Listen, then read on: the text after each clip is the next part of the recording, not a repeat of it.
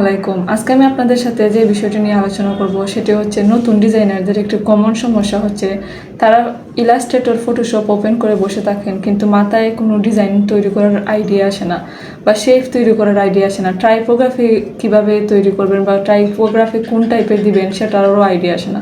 এই যে সমস্যা, এই সমস্যাটাকে বলা হয় ক্রিয়েটিভ ব্লক ডিজাইনারদের বাসায়।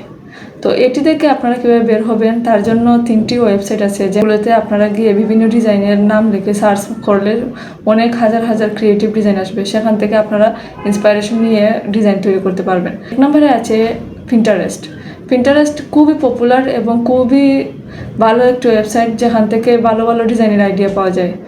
2 নম্বরে আছে ড্রিবল, এটিও খুবই আধুনিক একটি ওয়েবসাইট। 1 নম্বরে আছে বিহান্সেও বিভিন্ন ধরনের আধুনিক ভালো ভালো ডিজাইন পাওয়া যায়, এগুলো থেকে আপনারা ডিজাইনের আইডিয়া নিতে পারেন। কিন্তু একটার দিকে খেয়াল রাখবেন যে ডিজাইন যেন হুবহু কপি না হয়ে যায়। তাদের ক্রিয়েটিভ ডিজাইনারদের ডিজাইন দেখে আপনারা আইডিয়া নেবেন কিন্তু কপি করবেন না, কপি করলে প্রবলেম।